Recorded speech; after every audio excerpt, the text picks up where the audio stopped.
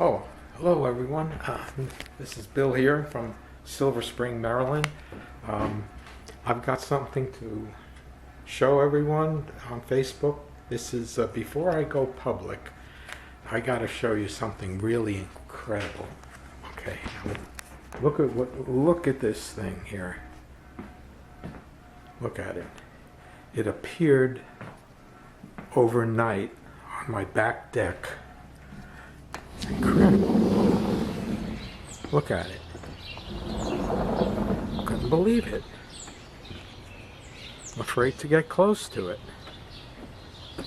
It just appeared. I don't know where it came from. I really don't know where it came from. It's it's about 6 feet high. 6 feet high. It's about 1.5 feet on each side. There's 3 sides, like a perfect triangular shape of a prism. It's an incredible, what can I call it? Monolith? I don't know where the heck it came from. It just appeared. Let me back up and get the full picture of this thing. It's really, you know, there's been a lot of talk lately about unidentified flying objects, or what do I call them? Unidentified aerial phenomena. You know, we used to have flying saucers back in my day. This thing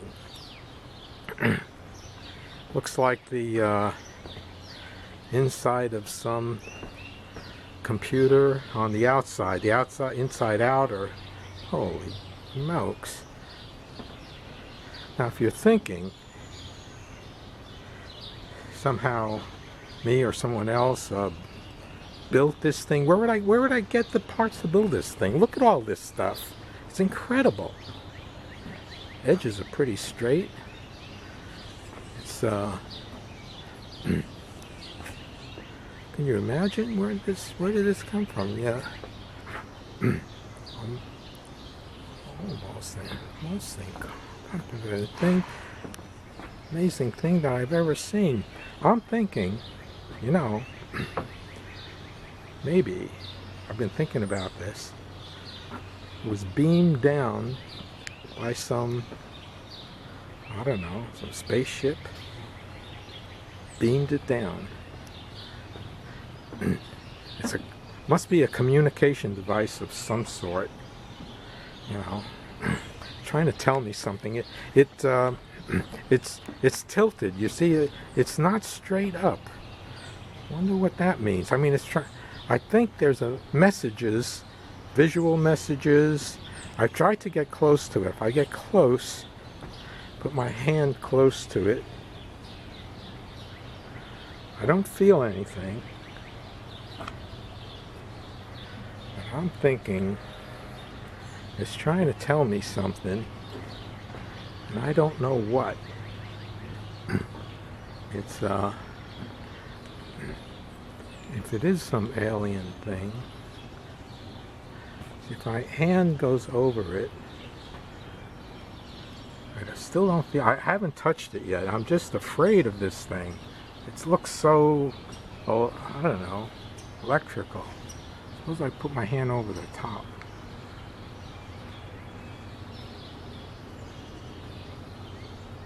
Whoa! Holy smokes, did you see that? Holy, something's coming out of this thing. Hold it, just hold on a second, hold on a second.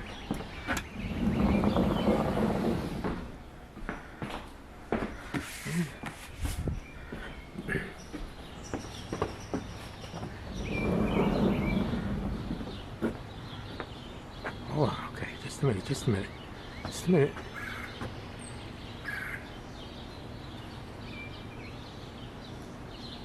Oh, there's a beam coming out of this thing. Look at it.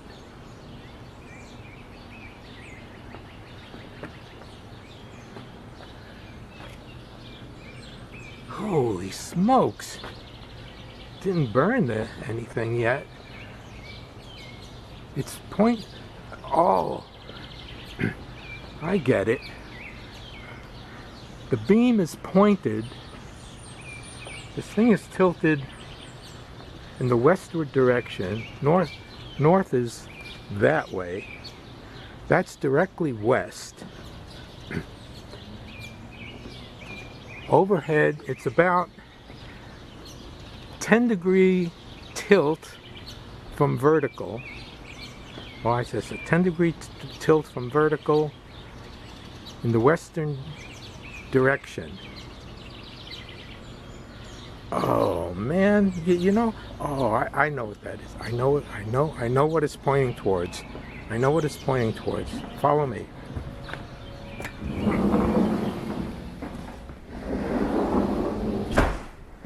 I know what it's pointing towards.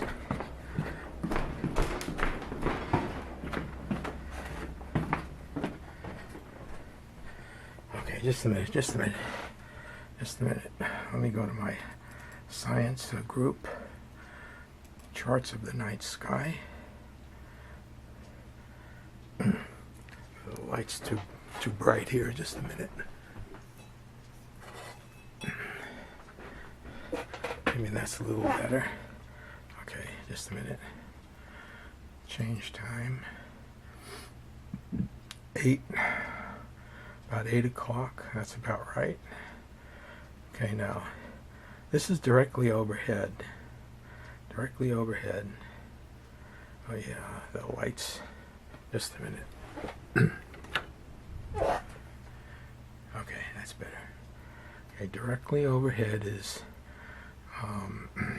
right ascension. About 13 hours. Declination about 36. But if I go directly west over here, I get a right ascension of about 11 hours. Declination about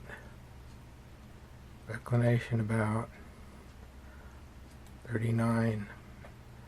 Well, we're exactly west. About 40 degrees declination, about 11 hours right ascension. Got that? Let me write this down. 11 hours right ascension, 40 degrees declination. Now, you see, I happen to know about this stuff. Look, because if I go, I'll show you. If I go to the multiplanetary list of multiplanetary systems, this is Wikipedia, okay? Okay. Now, what's more critical is the declination. We're at about 40 degrees latitude, which puts directly overhead about 40 degrees declination. So if I look at the star systems that have planets, and I go down,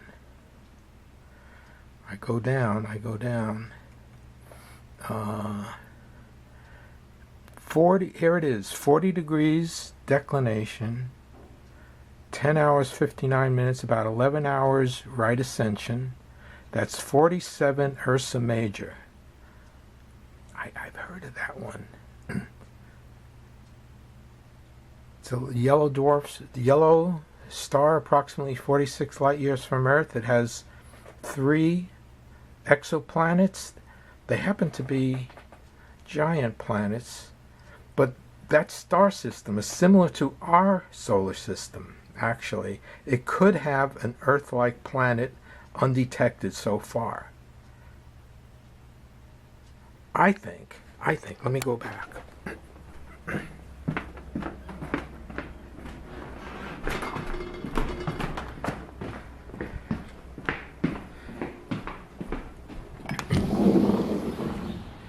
I think this thing is sending a beam out in the direction of where it came from.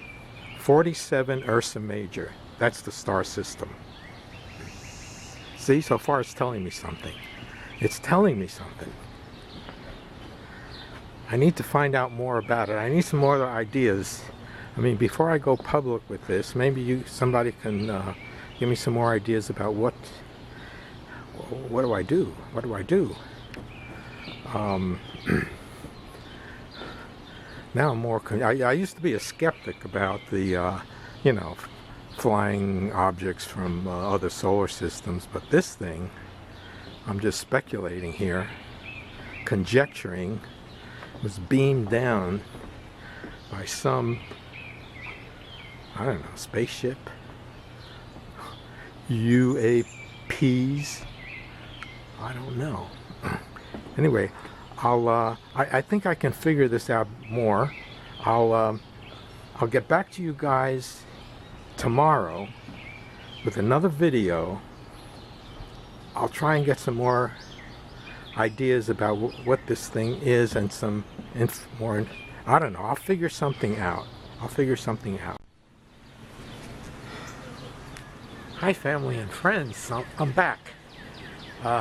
There's been some shocking new developments here in the Monolith saga that's been deposited on my back porch. Take a look at this.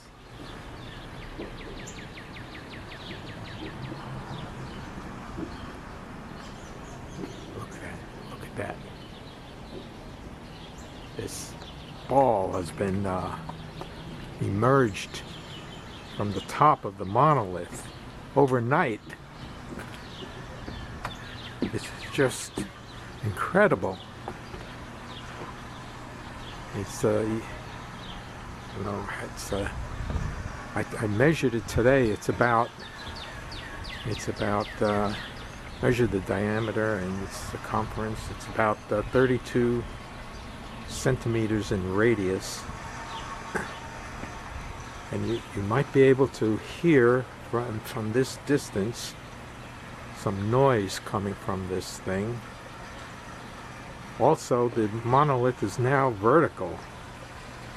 It's a shape-shifting prismatic monolith. I mean, you can kind of hear it. If I get closer, you can hear it more louder. You can hear it. I'll tell you. I can get real close. Just one second. I'll put the microphone right up against it.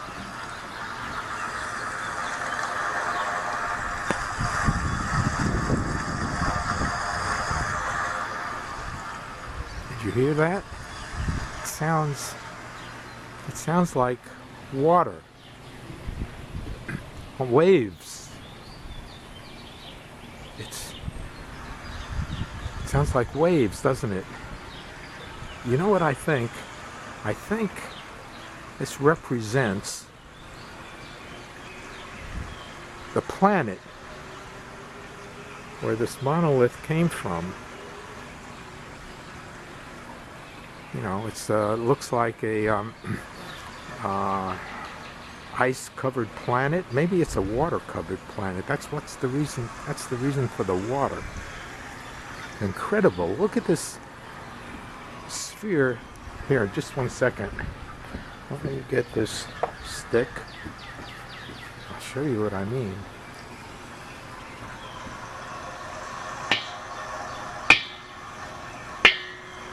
It's metallic.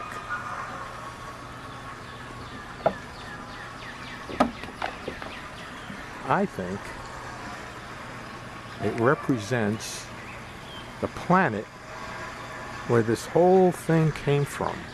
And the message is that there's water on the planet, just like Earth. Earth-like planet.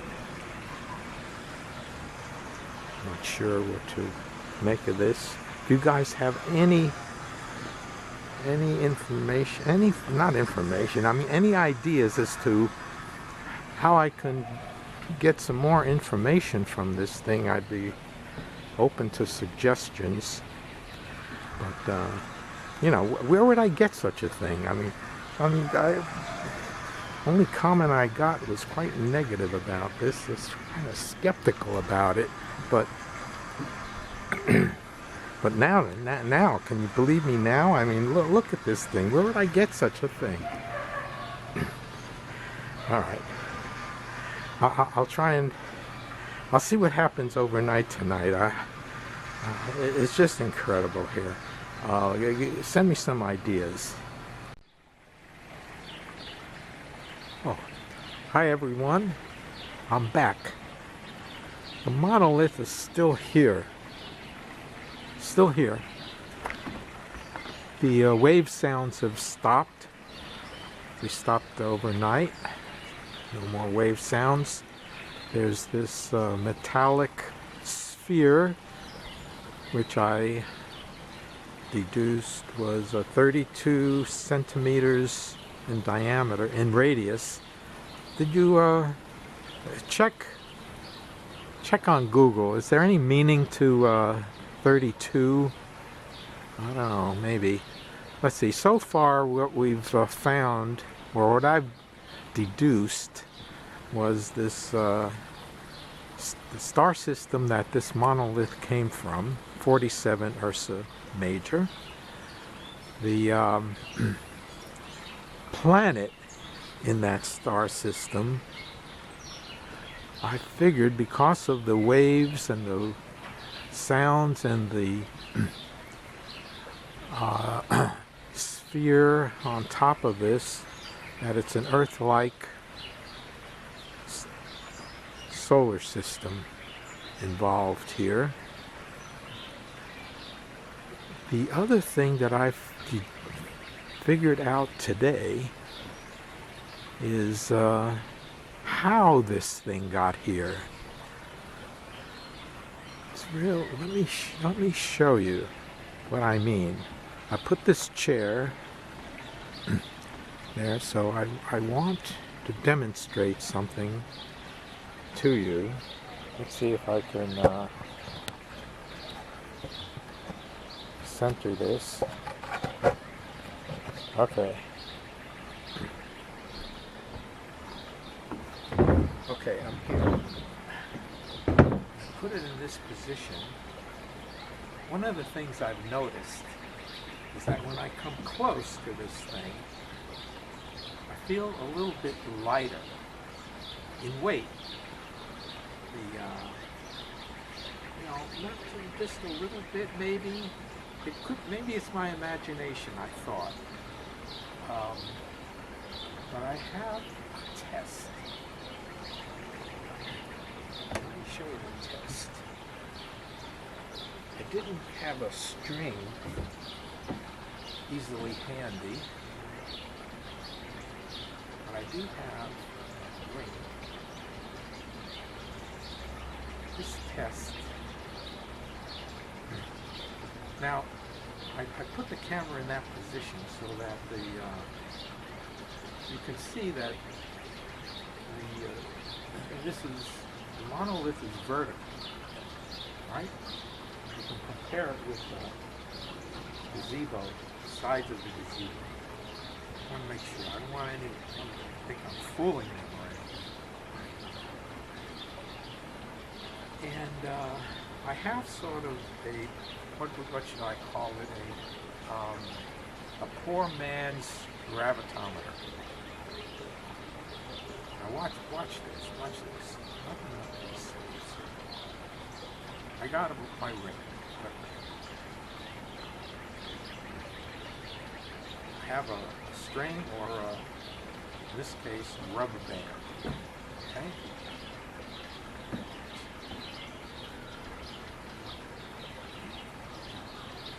I have this ring here between between a string, right? Like that. Now watch. I'm gonna. Normally it goes normally like that. And if I tilt it this way, look at this. It's going up. Did you see that? It defied the normal gravitational attraction. It's not a big effect, It's a small effect, but I conjecture that deep inside this thing, the effect is strong, so strong that it is, in fact, an anti-gravity system. That's how it got here. Not just some rockets or anything shooting this up and down or beaming. It has an anti-gravity system built in, just as I've demonstrated. Yeah, I'll do it again. Look. Okay, I got this thing on a string. Hold it at an angle.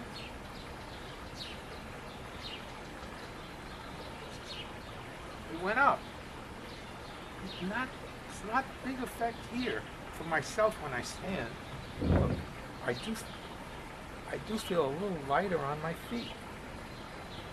You know, but nothing noticeable, but inside. Okay, so that's my discovery for today.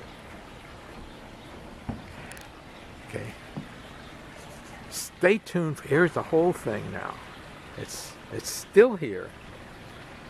And I'll try to figure out something else for tomorrow.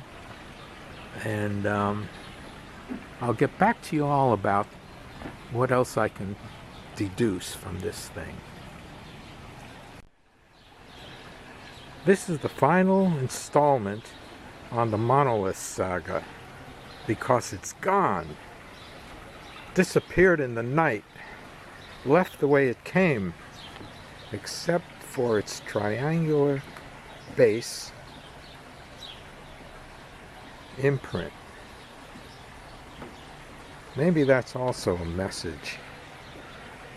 We're only here for a short time, and what's left are imprints and memories.